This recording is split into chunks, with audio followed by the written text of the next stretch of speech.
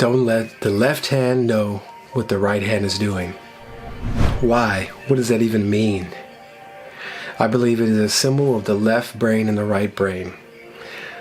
The right brain is the God mind, and the left brain is the analytical, worldly mind that needs evidence and to scrutinize and to criticize everything.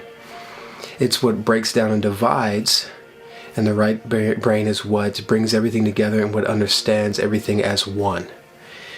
And so whenever we have a vision, a dream, a hope, that's coming mainly from what we would call the imagination, or our vision, or our mind sight, our third eye. And we can see it. Everyone has some type of vision for their life, or something they want to do, see, accomplish. And then it gets in the hands of the left brain or the left hand, and it begins to break it down, analyze it. How? Well, that's impossible. No one in your family's done that. No one you know has done that. And it begins to divide it up and break it all into pieces so that it can crumble before you. And this is what I believe this scripture is warning us about. That, as we say, God's ways are higher than our own ways, and His understanding is higher than our understanding, and His thoughts are higher than our thoughts. And so we can tune into that and say, it's not for me to worry how or criticize or analyze, but instead to have the conviction and the belief and hold the energy inside the right brain and believe that all things are possible through God, as they say, right? And God is inside of you. The kingdom of heaven is within you. Can you tap into this? You can receive nothing except it being given to you first. So if you're asking for something, praying for something, visioning something, have you given it to yourself already? Or are you looking for it outside of you? Are you analyzing how, what, when, and then if I do this and that? If we put action first, action is the lowest level of frequency to change our reality, and your reality won't change. You'll end up getting the same results by doing different things because what's inside of you has not changed. So when the scripture is saying, with that metaphor, because really it's esoteric knowledge, it's not a religion. Unfortunately, religions have taken these esoteric books and they've made something else out of it. But what it means by don't let the left hand know what the right hand is doing, it's essentially saying that when you have your vision and your conviction and your belief in your vision, that nothing the outside world, the analytical mind, or any doubt, stress, or worry, there's nothing that you should do to allow it to touch that. You should keep it protected and keep that separate.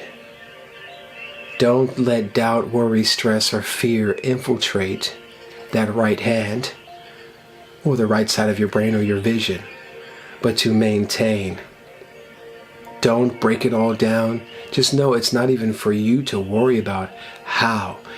If you can keep the how open, then you can allow the miracles to work. That doesn't mean that you won't have some, say, inspired action that's coming from that altered perspective or vision. And you can take action, but still, even out of that action, then you're like, okay, well, then I'll receive this back or this. Don't get to that. Just hold the vision and maintain that. And if an inspired action comes out of that, do that, but don't hold on to what result you're expecting. Out of the analytical mind where you trace the line where if I do this, this will happen. If I do this, this will happen. Just let all that go and just believe it and hold that energy, hold that vibe and that vision no matter what. Because once you start giving it to the left hand, it's like you're trying to take it into your own hands, into the hands of your ego, into the hands of the flesh, instead of leaving it in the hands of God, in your God self, and utilizing what God has given us, which is all this universe, your universe, my universe, is conducted of energy, and based on magnetism. So when you begin to think and analyze and fear and doubt and give it to the left hand, that's what your focus is, and that's what you'll get in return. All your doubts will come true, your fears will come true. It will show you that it won't happen because that's what you're believing. But if you don't let the left hand know, and you stay believing, and you keep that energy, then you become like Neo. You begin to see through the zeros and ones, the positive and the negative happening and trying to trigger you.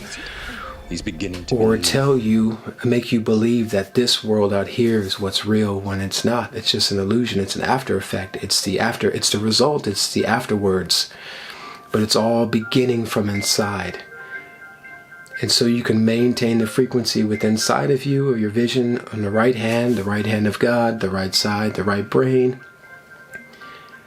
And you keep that protected, and you maintain that no matter what is being showed to you out here. And that's when the magic begins to happen and things begin to change in your life, and you begin to gain a confidence, a conviction, the root definition behind faith, and a strength. You start building that muscle like you're at the gym, to where this world outside of you has less and less of an effect on you and your vision. And then you can become unstoppable, like a lion, like a conquering lion. And yeah, that's what I believe esoterically what that scripture means. This is Energy out.